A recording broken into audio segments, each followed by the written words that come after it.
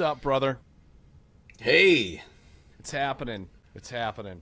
Hey, I'm Tom Seymour with VHS Massacre. Tim Kulig with Tim Kulig Free Music, podcast, music, all the things. All the things, Tom. Okay, first and foremost, music updates. Dude, I'm exhausted. Oh, yes. Tim is going to crack 1,000 songs. By the end of this year, these are royalty-free songs that anyone could use in any of their film and television and podcast and video game projects, and they actively do. I was on TikTok this morning and I heard one of your tunes, just in a random video, you know.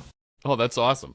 Yeah. So I went back to look at like the mass sprint I've been doing since the fall. Since September 15th, I've published 113 tracks. Since September. Yeah. Since September 15th. Published, not wrote, published. Yeah. That's incredible. Yeah. Published. And I have 27 more in the pipeline before the end of the year, which there's like 19 that by the middle of next week, I'll be in like semi-finished publishable state, which means I'll be in the 90s by the end of next week, which I want to do. I want to finish this massive sprint. Yep. And be done before the holidays, you know? Yeah. Because I think I'm just going to lose steam, man. And I don't want to miss the mark because the holidays come and I just lose my ambition. I know I'm going to need a break. You know what I mean? Yeah, I absolutely am going to need a break. I just, from a creative standpoint, from a physical and mental standpoint, from the creative well is going to be dry and I need to just do things. You know, which is why I'm going to Orlando for Thanksgiving this year for a few days. It's like, just get out, change the environment, have different perspective, blah, blah, blah, you know, and just get that going. But, dude, it's what are the genres that are coming? Metal, spaghetti western, drum circle drums. Those three alone are going to get me to the 90s. And then I have some calm orchestral stuff that has been kind of marinating that I can probably get 8 to 10 of those tracks, which will put me over 1,000, and then I'm just going to take a break. Essentially, yeah, have Christmas, and then January will hit, and I'm sure you'll start right up again. Oh, yeah. But I got to say, this is close to 300 for the year, so I don't know that I could ever do that pace again.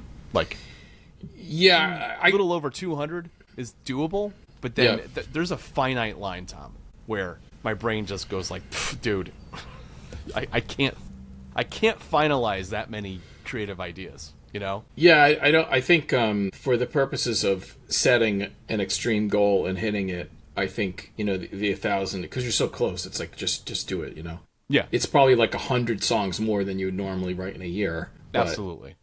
But I get doing it, and frankly, it's that mentality that we talk about, the age-old story. There were two classes. One teacher told the class, "I want you to make one perfect pot by the end of the class," and the other class said, "I want you to make as many as possible, right? As many as possible, 100." And the results were better with the people that made 100. You know, so I believe in that. I really do. Yeah, so do I. That's just a matter of sharpening skills, you know, doing it over and over. But so that's you're gonna make it. That's pretty awesome. Yeah. And I can't wait to see the website. You know, basically over 1,000 songs. You know, it's insane, just absolutely insane. You know, the only chance I think I have of matching this level of volume in the coming years is by doing the type of work that engenders variance. So podcast beds, intros, you know, orchestral patches that you pull stuff out of, and it's okay, this is a sonata minus the percussion, right? Or this is a sonata with it's other stuff, you know? All stuff that people absolutely need. And I always bring up the example, Kevin MacLeod, long note 1, long note 2. I would use long note 2 a lot, you know? But he probably just was I'll do long note 2, whatever. Yeah. It's long note 2 is the one I use a lot, you know? And it's just a long note, but I need it, you know? So, you know, it's not always sexy, you know, to do the stuff that's pure utility. These are beds, you know, they're not supposed to evolve. They're to drop in the background of some random podcast or something, you know? Yeah. or even in a movie where you don't want a lot of stuff going on. You know what I mean? Yeah. You don't want to take away from a dialogue or the narrative or whatever. It can't be too busy. You know, and I constantly have to tell myself that when I'm writing this stuff, like, dude, you don't have to layer too many things in here. That's not what this is about. It's about, did you capture the mood? Great. Is it 2 parts? Doesn't matter. It did the thing. You know, master it, make sure it sounds good, make sure that the levels are right on the export, nice high quality wave that you can upload and be done with it and move on, you know? So Yeah. Yeah, it's but I tell you, it is tiring. Yeah, I mean, it's been a busy time of year for me as well. There's Yeah. like there's work-life balance. I work at a college. I make these films. We're doing this film festival run, Tim and I. And so we actually, last night, we literally played in 3 cities. Yeah, that's incredible. Talk about that, because that was next on my list, was talking about Video Dreams and the festival run and the recent playing. To go off what we were talking about, your music, Gary Vollo and Andrew Vollo, two dear friends of mine, were at the premiere, and they loved the music. And they kept talking about the music. Like, well, how did you get the music? What was that? It's like, well, majority of it was Tim Kulig's music. It was his, you know, a lot of his synth stuff, and, you know, various tunes from his site. I think a few of them were.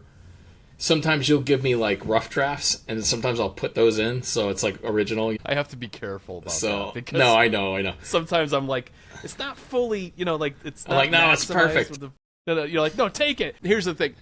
Tom and I have this understanding. I'll give him something that I won't be embarrassed to be released, and he likes the fact that he grabs something before it's published because it's a unique piece that nobody else gets to use. Yeah, for sure. So yeah, and I'm a bit of a musician.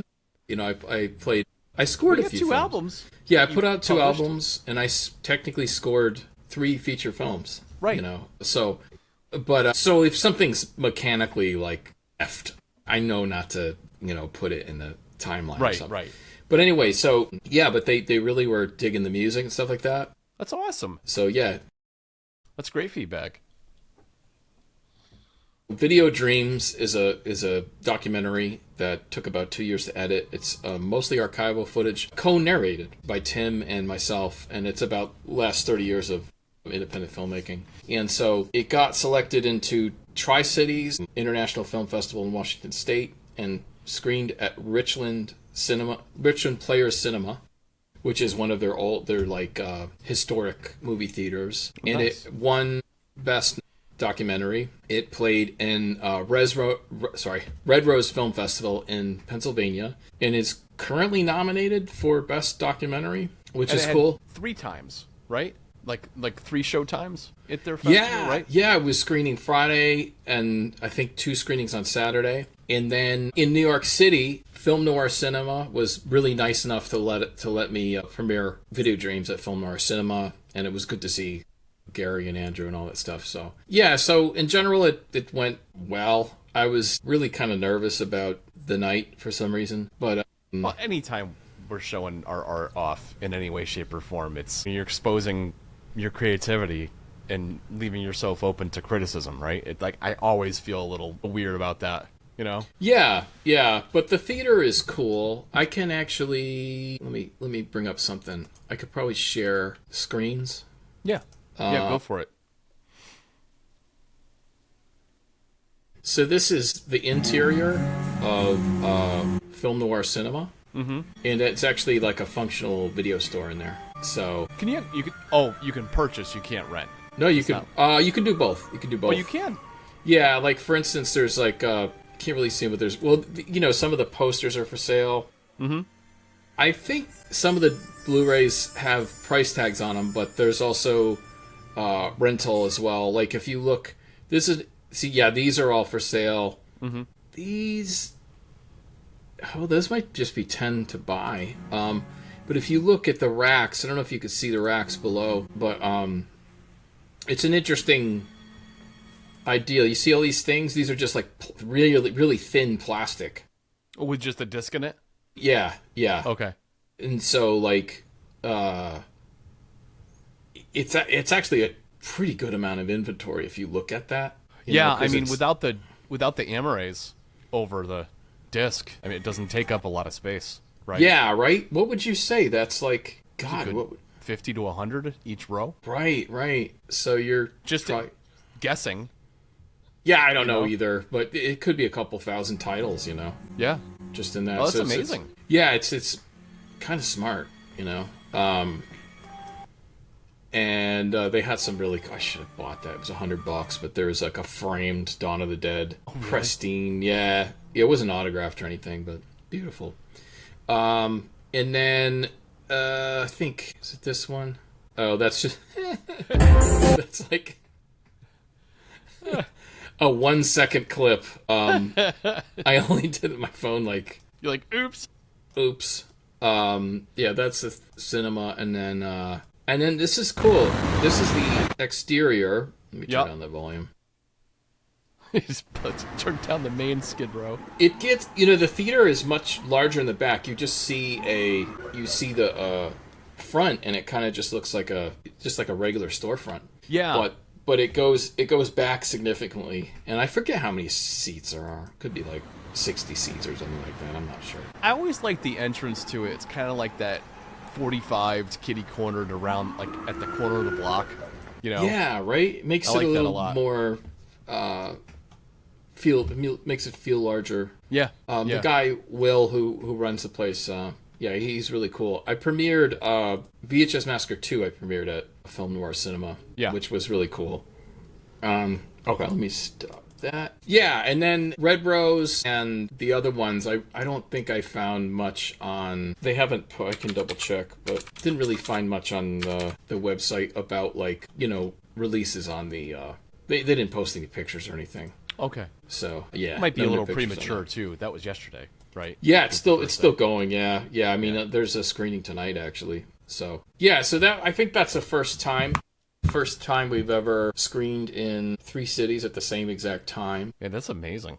That's like, I should ask the Indie Spirit Awards if that'll qualify us for something. I think for the Indie Spirit Awards in the United States, you have to screen like 7 days in a row. I want to be like, well, what about three places at the same time? Yeah, huh? We'll see when it comes to that. But what else is in festival news? A few things happened. Let me bring up my website here. Okay, this is pretty cool. Bare Bones International Film Festival awarded me the Russ Fry Documentarian Award, which is pretty cool. Bare Bones Film Festival is a solid mid-size film festival in Muskogee, Oklahoma. Mm-hmm. And we first entered Everything Moves Alone, which Tim is in, and in 2002. So I've been entering Bare Bones with a lot of projects, like at least I'd say 4 or 5 over the years. Yeah. And in the last 2 decades and a half, basically. Yeah. And they're really cool. It's a really wonderful festival. They take over the whole town in Muskogee, Oklahoma, and it's like. And when we started entering it, it was fairly new. I think it'd been around for 3 or 4 years, and it was, I guess, on the small side, but really, it's a significant film festival now, pretty well respected. Yeah, hanging in there. I mean, it was around 4 years prior to us entering when we entered. Yeah. So now we're talking, it's been around for almost 3 decades. So. Yep, and Sharon Butterfly Ray is I met her twice because I actually went there twice to Oklahoma. It was pretty awesome. I only remember the first time. That's pretty cool. You went there twice. Yeah, and she's been running it, the whole time, and still going. So it's pretty awesome. Awesome. So we got the prestigious level award, right? And there was also a second one, right? Did we get 2 from them? I want to say. It's true. They have the Bonehead Awards. Yeah, which is called Bare Bones Film Festival. Yeah, and that was a documentary award as well. Yeah. But this one is the Russ Fry. And Russ Fry was a historian out of Iowa, I believe, who documented the Black Hawk. I want to say the Black Hawk tribe. I don't want to misspeak exactly about. I mean, it was a region, but also I think a tribe.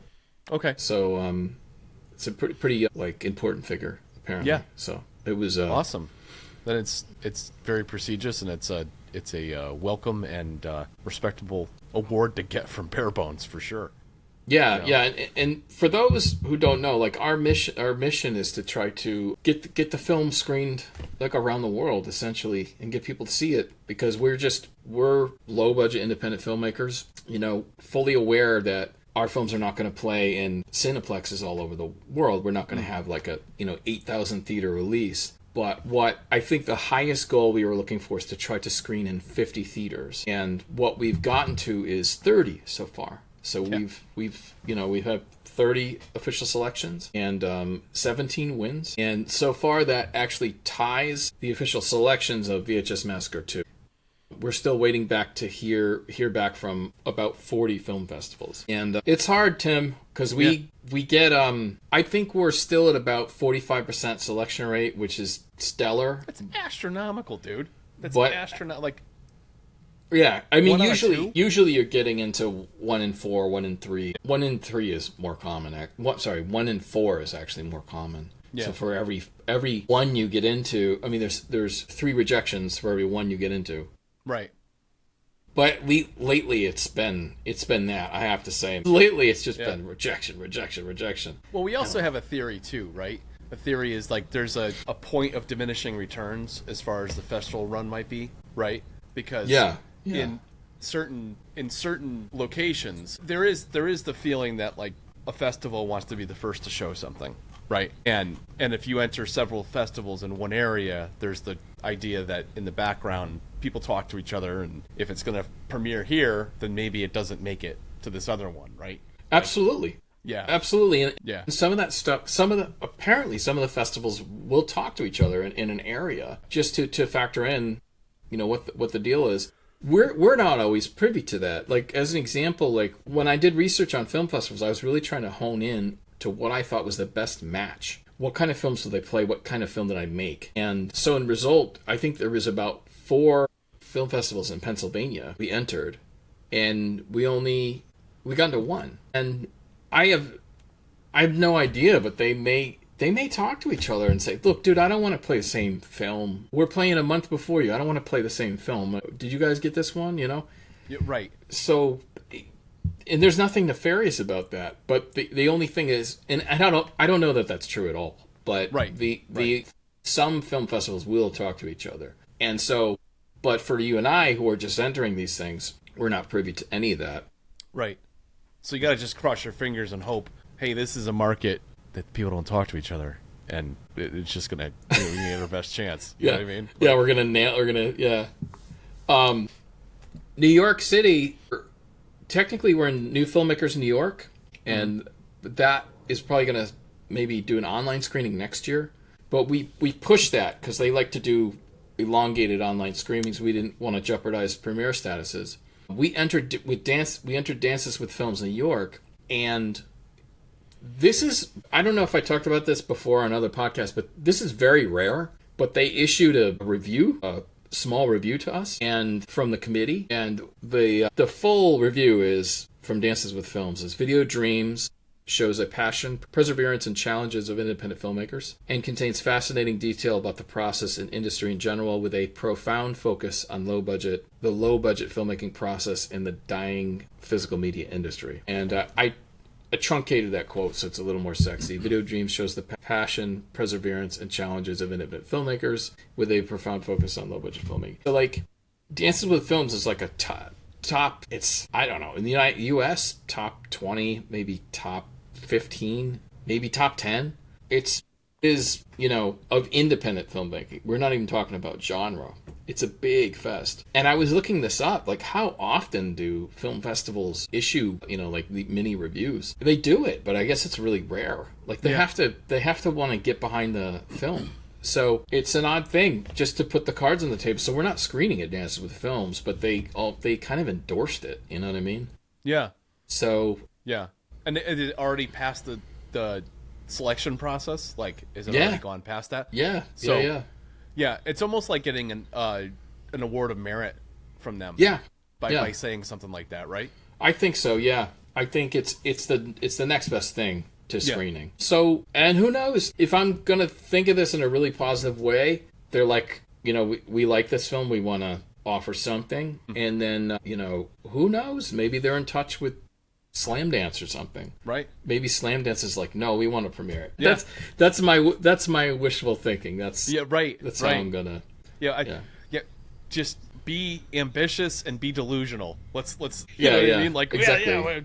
like they talk to each other and they're like, no, this needs to get pushed up, and we're going to talk nicely about it and push it to this festival. That would be awesome. Well, I like the fantastic. gestures. Just saying we should say something is really nice. And Yeah. I wanted to mention too, the top underground film festival in Australia is Melbourne Underground Film Festival. And you may think I'm mispronouncing that, but apparently you do not say Melbourne. Apparently it's Melbourne. Oh, really? Yeah. So, or sometimes even abbreviated Mel. So, yeah, I didn't know that. Someone TikToked me on that. I'm like, oh, really? And then I looked it up. Like, yeah. It's like how Tom Poirier. What was that? Worcester? Like Worcester. Yeah. Well, I was going to Worcester, say Mass. East Coast people sometimes say Oregon, and Tom Poirier, he was who produced the segment in VHS Massacre 2 in Bend, Oregon with the last blockbuster. He's like, it's Oregon. He's like, I don't know. Oregon. Yeah. You guys saying Oregon? I'm like, I don't know, dude. I'm sorry. That's how you know we're from the other side of the country. Sorry. Yeah. I'm like, I'm a filmmaker. I'm not. Yeah. Well, dude, again, like, there's so many towns in Massachusetts. Like, somebody that's not from the area is like, oh, you want to go to Worcester today? No, it's Worcester. You know what I mean? Like, it's like, yeah, it's like, Yeah, that's again, that's an one of odd those things. one. Worcester. Yeah. Worcester. But anyway, so a Melbourne Film Festival underground, and this is an interesting thing too. Like filmmakers out there might be interested in this. Underground Film Festival circuit is almost like a separate rail, and I was thinking about, like, when you think about underground, you're like, okay, films that are more like, could be more controversial, could be grittier, could be more artistic, and that's kind of that's, in my opinion, that's kind of what it is. It's more like that old school auteur theory. I'm going to make a gritty art film. I'm going to make an underground film. And the more we started to getting into these ones, Torino Underground and stuff like that, I was just kind of realizing, like, dude, that's what we do, And to get into the top underground fest in Australia and Italy, And then the 4 or 5 in the UK? 4 or 5 in the UK, and we got into the absolute top genre fest, CineXS. Fright Fest would be the competitor, but because CineXS is connected with academia, it's way more prestigious. Yeah. So, but I was looking up, is CineXS an underground film festival? It's like, no, it's a genre film festival. So, okay, so it's like, yet a lot of genre films would fit very comfortably in underground festivals. So Yeah. it is. Yeah. It's funny, these divisions. Yeah. Yeah, I think honestly, it's more niche stuff, like what we're doing, right? Very specific. It's not. I want to think that it's serving value in a very specific space. It's not this large appeal audience based narrative. You know what I mean? Like action movies or something like that. Yeah, like, it's not like that. It's non-commercial, really.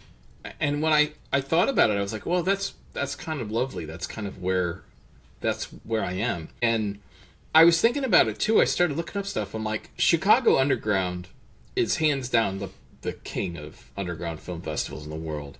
And I was like, it is so popular that it's as big as some of the top regular independent film festivals. So it's like something like Austin Film Festival might be more commercial, but Chicago Underground is so big. It's like, it's almost an equivalent. It's just different, So that was making me happy that it was kind of like some of the noise of the corporate film festivals and our inability to crack through or break through certain things. I was kind of taking solace in the fact that there are still these festivals out there that are kind of dedicated to almost counterculture. You know what I mean?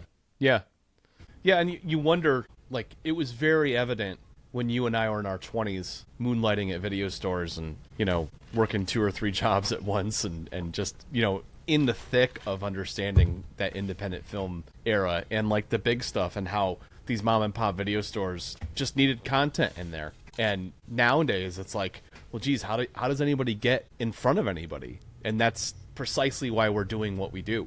We do the film, festival circuit the way we do, and, targeted surgical approach to where we submit the movies to. So we maximize our ability to get it in front of as many people as possible. Yeah, and that way, when we go to streaming, and if all goes well, we'll go through MVD because they take a lot of our other catalog. Then it'll have some real buzz. Hopefully, and at some point, we'll do a physical media release. Yeah. It would be nice if we could do Vinegar Syndrome again, but if we can't, we'll figure out something. Yeah. Yeah. Are they more genre based, like horror, or? The main label, Vinegar Syndrome, is very much about like kind of restoration and preservation of mostly films shot on like actually celluloid, like 16 or 35. Okay. That they can then like clean up and do a release. Usually films of some note, but heavy genre, horror and stuff like that, Okay. But their spin-off labels would do like these things that are like adjacent. Like, for example, our American Expendables documentary about Billy Blanks and Cynthia Rothrock and all this stuff, that was ETR Media was like, yeah, that matches well. I think they did a Tiger Claws disc with all 3 Tiger Claws, and so like, oh, this will fit in. So that sold pretty well. But they weren't when I pitched Video Dreams, they weren't super hot on it. So we may have to find someone else. But they may have some people to suggest as well. They may be like, hey, this isn't us, but there's these other distributors you may want to talk to. And then if they give us a contact, that's a whole different thing. Hey, so-and-so from Vinegar Syndrome told me to reach out to you. Yeah, blah, blah, blah. yeah. That kind of thing. It's always good when you can connect between that way. You know what I mean? Yeah, it is interesting. Like 30 years into the film career, it's like there's a lot of people that won't get back to us or talk to us, but some people will, and some people actually know our documentaries and stuff like that. So that's only happened probably in the last 5 years. So it's kind of gratifying, It very much is, and I think it's not unlike the surprises I get from the music too. I get people reaching out to me, and they're like, "I've been using your stuff for years." I'm just like, "I've seen you interact on socials." I don't know how did you get it? Like, then I start like grilling them. I'm like, how'd you find me? Well, and it's always the most bizarre way. It's like some project you and I did, or somewhere down the road, and somebody suggested me, and next thing you know, this person's now a fan. Like, this stuff just takes time. It just takes time to build a fan base, and then you have to be consistent about this, talking to people, letting them know what's going on, letting them know what's coming down the pipeline. Like, my next idea and topic was going to be, what the status is of the commercial doc that we're trying to pull together. We haven't done a podcast in a few weeks about that and bringing up anything, but it's still we're actively discussing direction, things we want to do with it, and trying to coalesce an overall theme and idea as to the message for the thing.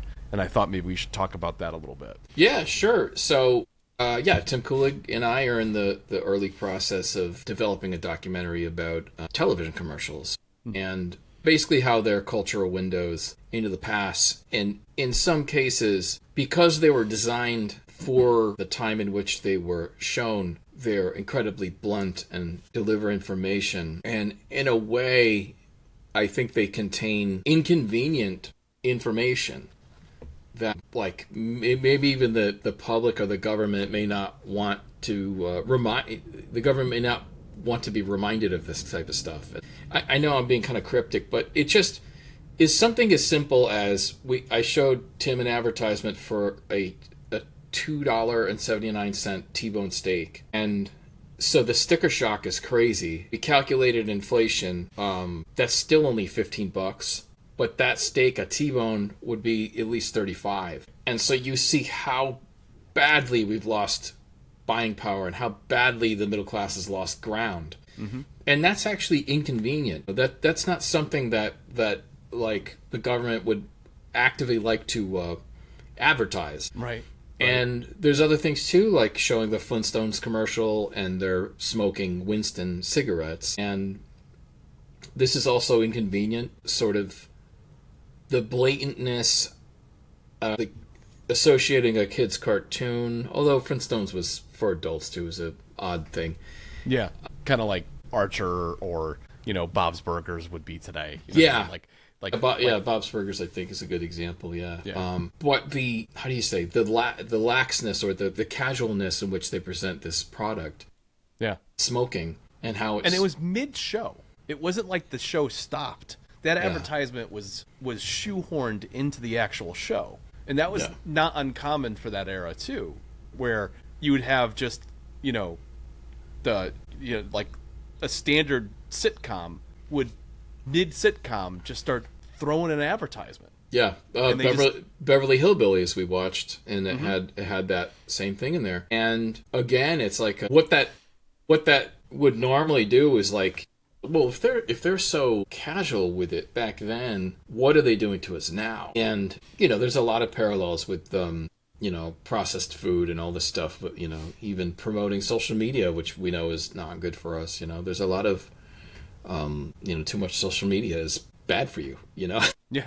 Yeah. Straight up. So it's weird. That's what I mean by some of the commercials contain these, like, not secrets, but they're sort of reminders. Well, they're culturally significant sensitivities that are locked in a time frame in the past. So, like, there's certain things said or certain things shown or certain sensitivities that are not there that are absolutely there today or evolve to not be. Like maybe there are sensitivities that are here today that 15, 20 years from now, because of the way that society waxes and wanes in their comfort of conveying information certain ways or not, will be more aggressive or more sensitive about how to convey those things. And again, it sounds very cryptic, but it's because I'm trying to cover 1,000-foot.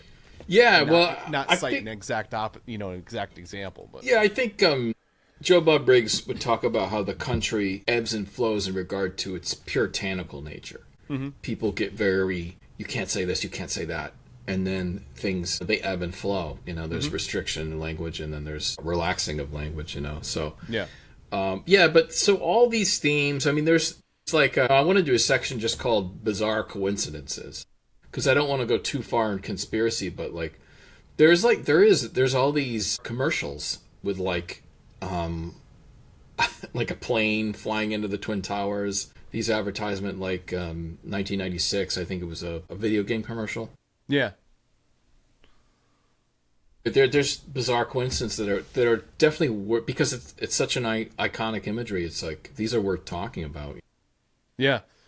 And it was bizarre. Like that wasn't. I'm sure. I mean, it would be horrific if there was any correlation between the two. But the chances are, it's literally just a strange juxtaposition that ended up paralleling some horrific thing that happened in the future. Yeah. It's the same thing with the dietary supplement called AIDS, and It was weight loss, and the product was started in the 40s, and it would continue to be advertised through the and 90s, and of course the AIDS epidemic happened, and there was this backlash saying like, well, I don't think this. Yeah, like I don't like. It's just a terrible coincidence. Yeah. It's no one's fault. Like I mean, imagine if you had a family company since the 1950s, and it's an AIDS dietary supplement, and then this horrible epidemic came along where people would experience weight loss. It's just terrible coincidence, Well, it's like the Domino's with the Noid campaign. There was some crazy tragedy that happened that basically cut that whole thing short, and it was nobody's fault other than the incident that happened. I don't remember the details of it, but it was something pretty severe. Yeah, there was a guy. I think his last name was Noid, and he was, I think, the mental illness was schizophrenia. Yeah, and so he actually thought the TV was talking to him. So he went to a Pizza Hut and held these people at gunpoint and demanded they make him a pizza and all this stuff. And police came. They kind of surrounded the place. Eventually, he gave up, and then I think he went to a hospital, mental hospital. Okay. What do they call them now? Mental health facility. Yeah. and he may have killed himself. So after all that, it wasn't. So I guess I guess this was a famous story. One of I my don't friends. recall it. I mean, at the time, I think we were mid 80s, right? Mid to late 80s. Yeah, so I never pretty remember young. this in history. One of my friends told me the whole story about it. That's the only reason why I know about it. But yeah, otherwise I wouldn't have known. But yeah, I guess it was really famous, and multiple people have covered it and talked about it and stuff like that. Yeah. But So we probably won't get into it if that's the if that's the case. Like, it's been covered. It's been covered. I mean, I don't know. Yeah, I mean, you know. it's like it's. I did a segment on it. I think VHS Massacre 2 had a Noid segment that we didn't end up using. So I don't know, but Yeah, we'll see. Well, that's the whole thing about this, right? Like, this is our whole process. We have a pattern, everybody. We get mid-festival run, and then we get itchy that we got something else we need to make, because we don't want to be holding an empty bag by the time the last festival tells us whether or not we're accepted or not. Or like, we're not working on anything, like we can't do oh, this. dude, Yeah. there was 2 weeks where like the film was in the circuit and off, and with these huge gaps in time between notification dates. So there's a few weeks where I didn't have anything to like play around with, and it messes with my head. Like, I gotta be working on something, because it's kind of a promise to myself and even my younger self that I will strive to be more than I am. Right. And when I'm not working on something towards some dream, some larger thing to become better, then just a guy who goes to work. So I can't have that, Right. No, and it equates to the whole catalog building for me. You know what I mean? I'll be building a catalog until I stop breathing. Like I say, oh yeah, my goal is to hit 1,000+ tunes. Blah blah blah. I am pumped to start the journey for the next 1,000, and beyond that. You know what I mean? Because I just know that like the next 1,000 tunes are going to be that much better than what I've done already. I'm going to look back fondly at the stuff I did in the beginning, but oh my god, am I going to be able to do so much more in so much less time with the skill set that I build going forward. Like, one of the first things I want to do next year is literally sit down and train on some of the tools that I have, and learn like 5 or 10 new techniques and tricks with like this software instrument, with Logic Pro, with social media, blah blah blah. Like, just keep building on everything, and then be able to produce something that is like, people are like, I love the way it sounds, blah blah blah. In like another year or two, I want people like, dude, I don't know what you did, but it sounds even better. I just like, it just keeps getting better. Like, that's the goal. Like, every time I want to tell a better story with music, I want to tell a better story with our movies, and I want to get a better reach with it. I want more people to experience what we're passionate about. Yeah. You know what I mean? Well, and kind of on that subject is that like the type of, it's kind of like the Tony Robbins thing. You have to take a massive amount of action, Mm-hmm. And the thing about that, and I've noticed, is that like, it is wild. Like, it's good to have specific dreams. I want to get here. I want to do this. I want to do this. And I've had all those things. But what is really wild is that if you take a bunch of action, let's say you make 1,000 songs, you direct all these movies, like every few years I'm putting out a feature, taking this massive amount of action, and if you do enough of it, then things will happen. You have to put things into motion. Mm-hmm. You have to try things. But it is just odd. The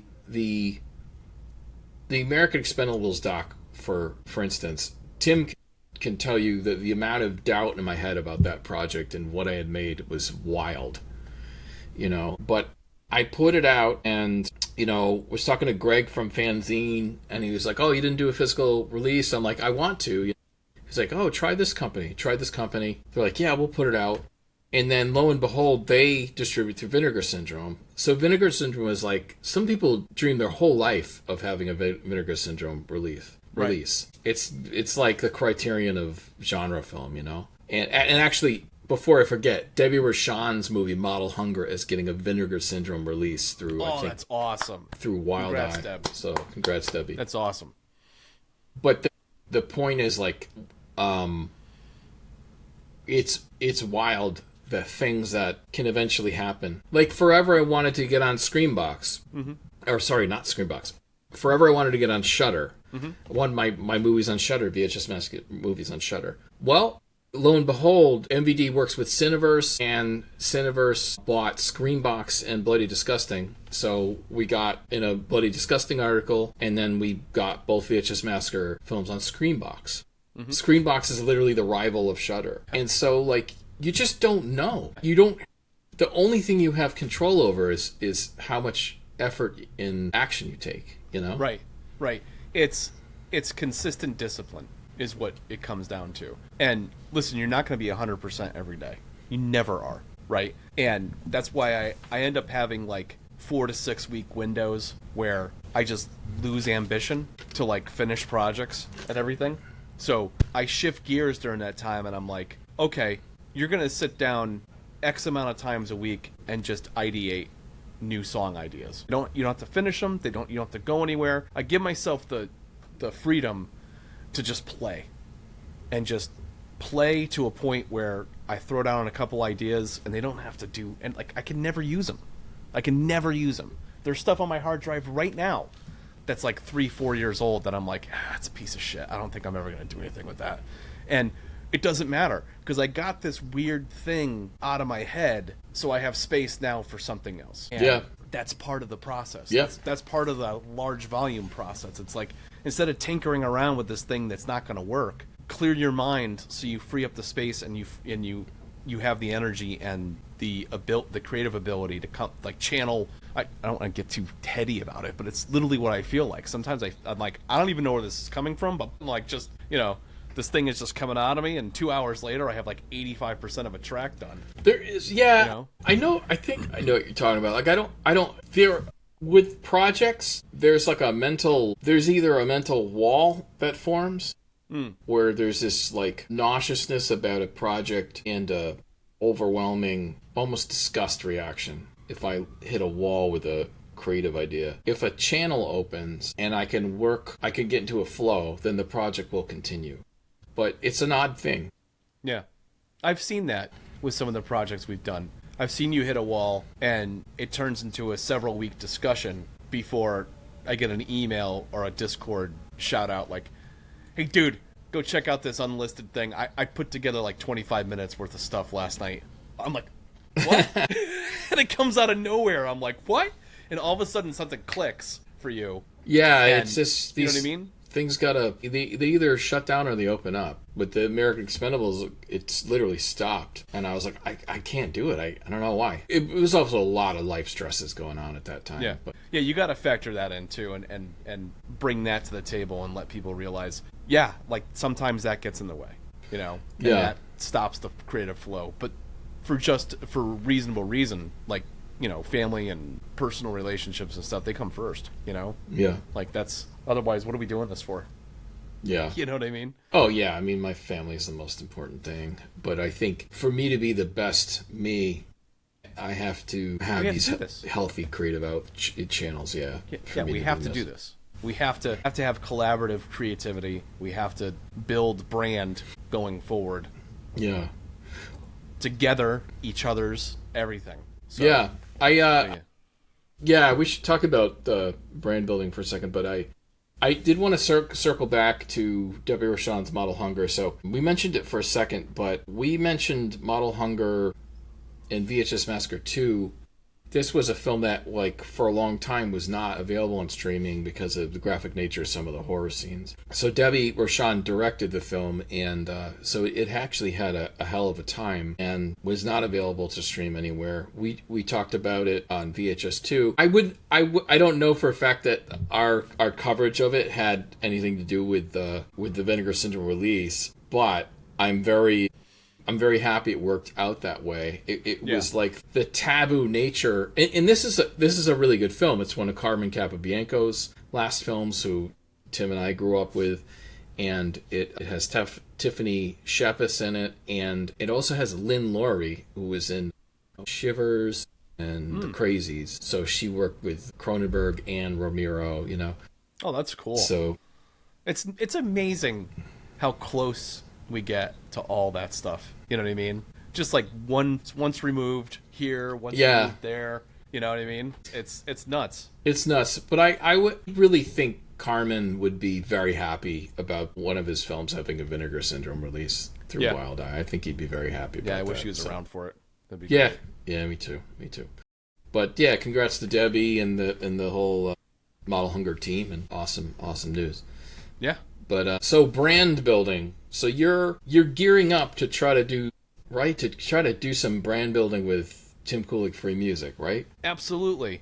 I'm currently engaged with a VA, a virtual assistant, that's helping me do all that stuff. So now I got a team. It's me and one other person. And what's awesome about that is now I'm multiplying time, right?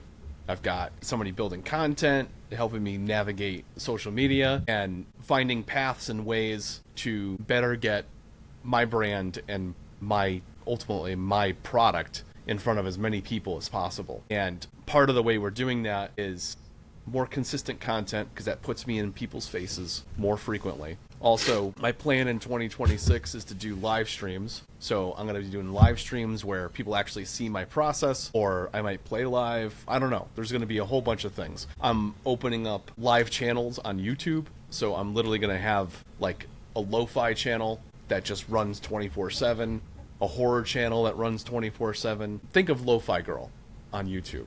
That literally like a community where people can come in. There's a message thread, and they just come in and listen to the tracks and comment on it and everything. Again, just more ways to be present across all platforms, but also find ways to emulate what's working for other people in my space, in the royalty-free space. So, there's OGs like Kevin that literally were there when YouTube opened up, but how do you propagate your brand today when there's so much noise on various platforms? Well, there's ways to do that, and the value proposition I have is, up front, it's free.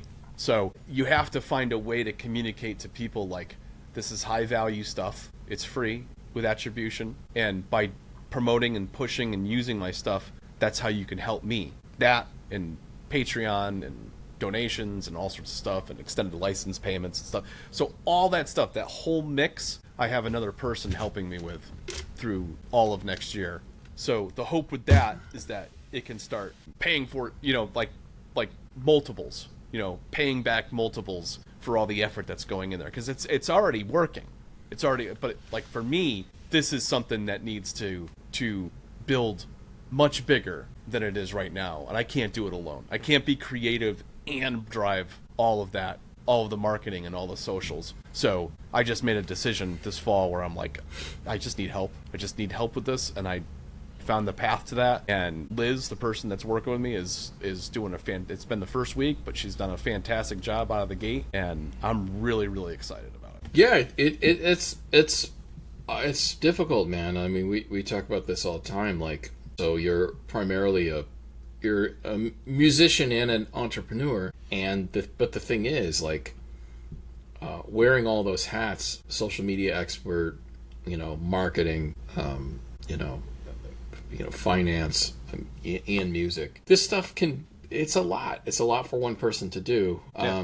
Not to mention I have a consulting gig on top of that takes my time. You know what I mean? So like, so trying to do all that at once. It's like, and I feel I'm in a similar boat. My model is kind of like Trauma and Lloyd Kaufman. Like, he shamelessly self-promotes, but it works, and people know who he is, and so I realized that too, that it's just how it is. So I think if my primary goal was to be a podcaster and have my show on YouTube and Instagram and TikTok, I think that I would probably be further along than I am.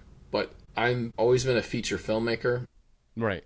And those films are successful on their what do you say, professional streaming sites. So there's just like this. I mean, obviously YouTube and like sites like Prime and Tubi and Peacock and all these things they're slowly kind of pushing into each other, but I still have to have a social media presence. So I've been building that over the past 5 years. So recently did some promotion and got over the K bump of followers, and that's across all platforms.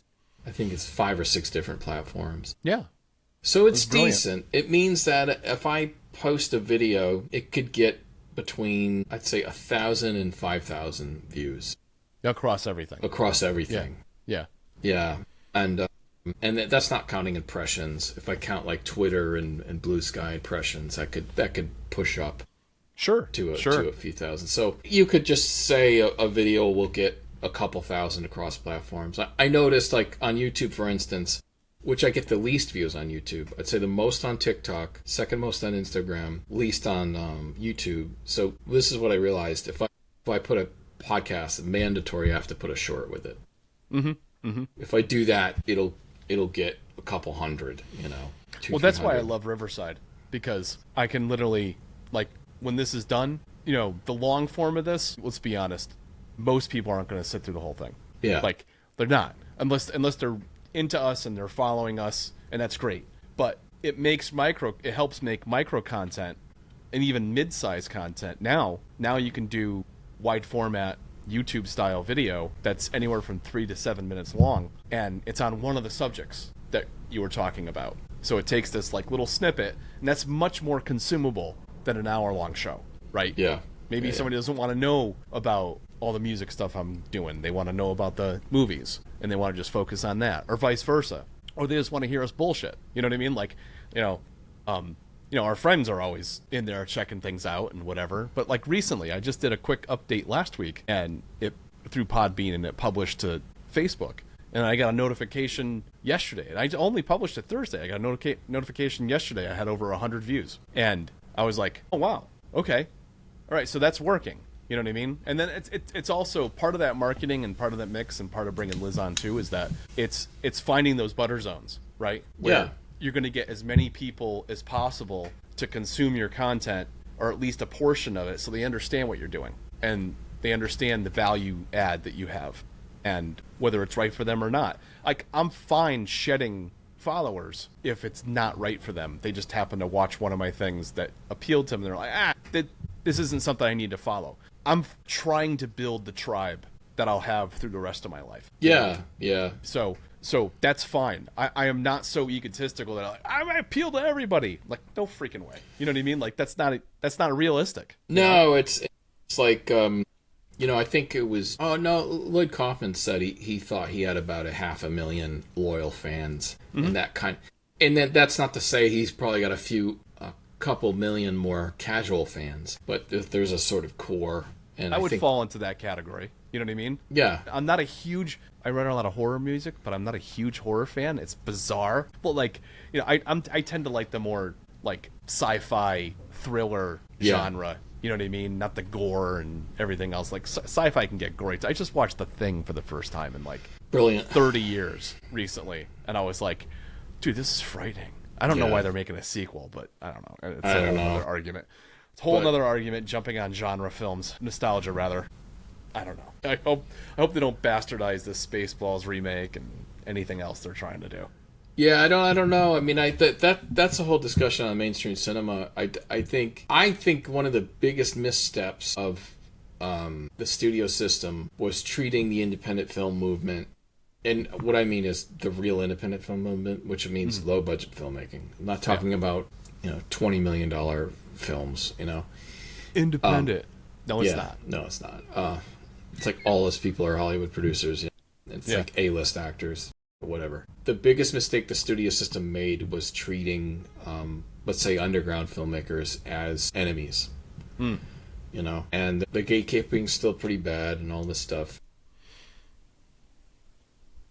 Well, they're all worried about their jobs because this AI surge is threatening all industries, like everywhere, including editing, and including animation, including the whole gamut.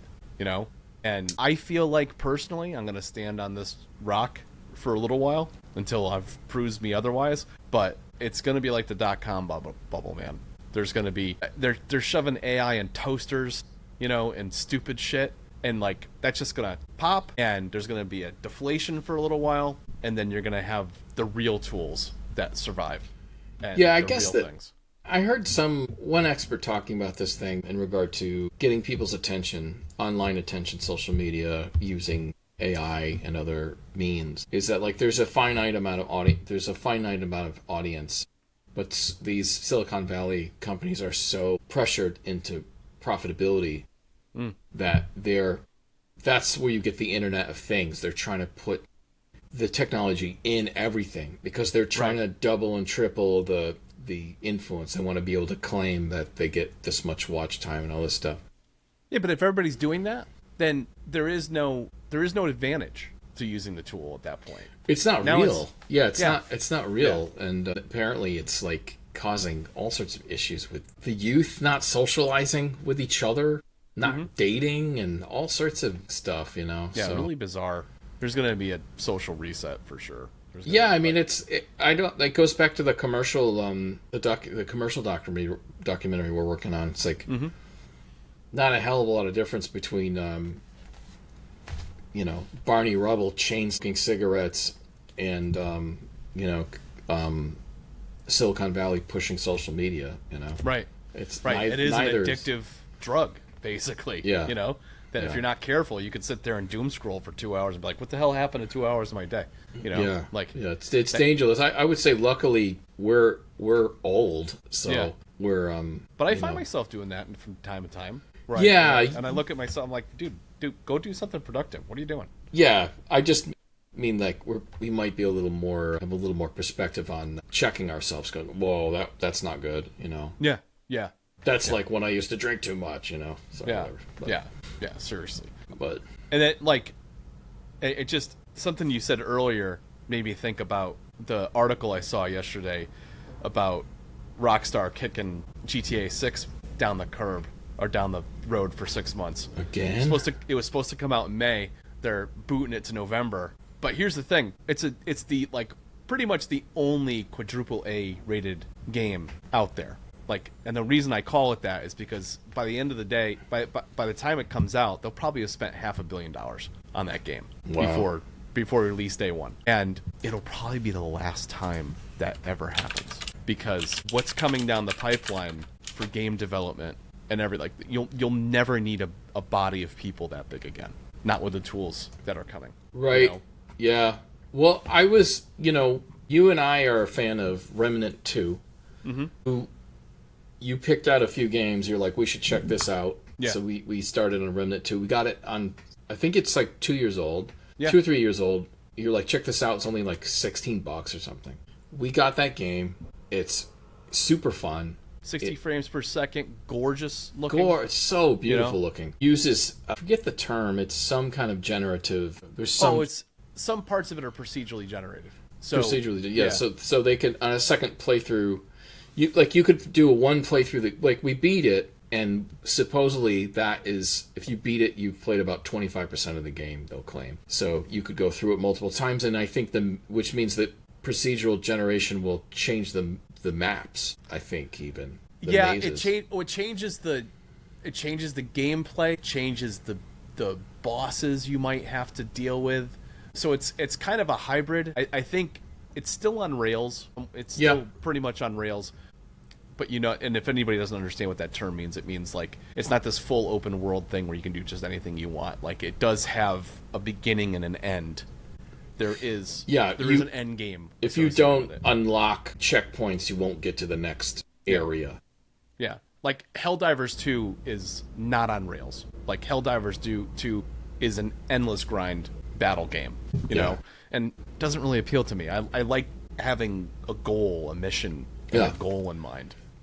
The reason why I brought up Remnant 2 is that I would frankly, Tim and I are huge fans of Far Cry. Tim turned me onto it. I started at Far Cry. Actually, 5? I started at 5, though I went back and we did 4 recently, which was awesome. Didn't have the co-op ability that 5 and Beyond did, though. No. We couldn't play main missions together, which was weird. Yeah, it was weird, but it was still, I think we paid $6 for it. That's crazy. It was nothing. Well, I mean, it's, 15 years old? 14 years old? And it still looks good. Far Cry 4 through 6 and all the variations, New Dawn, all that stuff. I would actually put Remnant 2 as enjoyable as a Far Cry game. And Far Cry games are incredibly, I think they're AAA expensive games. So I was looking up Remnant 2. Remnant 2 is a AA game. If that, and when I was looking up some of the procedural generation, they say, well, yeah, that you can do procedural generation with a smaller team. And so in my head, I'm like, if that's what that means, I'm fine with it. Yeah. You know what I mean? Like, and I'd have to look up what a mid, maybe that means $100 million. And I have to look at what AA means. But if that's the deal, that's fantastic. That's still a good game. You can still make a knockout game. As you're saying, with AI, some of that will be automated. Yeah. So you can get the AAA results from a AA budget. Yeah. Yeah, or better. You know, it's just, I think what you're going to have to do is you're going to have to generate enough pre-engineering into the game so that the procedural part understands what the parameters it has to work with are and what some of the main plot points are of the game. So when somebody goes to play it, if the idea is that anybody that plays it has a combined experience with another player that plays it, then it has to have enough parameters to do so. It may not be in the open part of the world or whatever, but when they show up at X town, in order for people to do walkthroughs and talk about the game, it's got to have that similar experience. Or maybe there'll be versions of the game that don't. Maybe there'll be versions of the game where, like, you play this game, I play that game, and you and I have overall 70 to 80% of the game as a unique experience to our own. You know, I think the future is going to be akin to the studio that did Fallout New Vegas and The Outer Worlds. What they incorporated into their games was a talking system that had ramifications if based on how aggressive you are to the NPC. And even if it's a main plotline NPC, if you got too aggressive with one of them, it completely eliminated one of the missions. And vice versa. If you were too nice, then one of the missions that they had wasn't available. So your choices matter.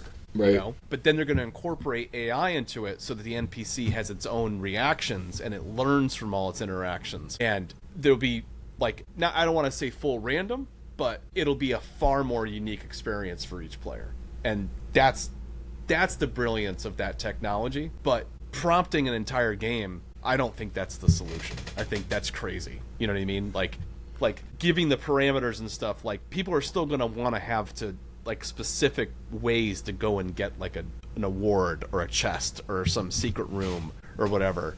And having everything randomized and everything. It's akin to the open, you know, the Helldivers thing. Like, I only played that for a little while until I was like, I don't know what the end game is. You know what I mean? This feels like an infinite grind. It's, in a way, it's kind of like an arcade game. It's an arcade game where you can upgrade. For what? Doesn't, you know? You can still get through the game, so it doesn't really matter, you know? Yeah. You can, so, yeah. It's not memorable to me. You know what I mean? No, there's a Halo arcade game at Chuck E. Cheese, and it's a rail shooter, and you kind of go through and you beat the level, whatever. And Helldivers is a little bit like that. It's kind of like, you know, you go through a mission. The missions are very similar. You're not on rails, but you have to get to. It's somewhat open world, but it's definitely confined to a grid, you know, because you're trying to beat. You have to get to this one area, and so it's very arcadey, you know. Yeah. Which means it's fun for about 20 minutes, you know? Yeah. Yeah, I mean, the world of gaming is going to change, for sure. Yeah. I'm both excited and nervously apprehensive of it at the same time, because it could go in one of two. It could get that much better, or it could cheapen stuff for a while until the industry realizes that they're relying too heavily on these new technologies. And again, they have to pivot again, because, I mean, the proof's going to be in their pocket, right?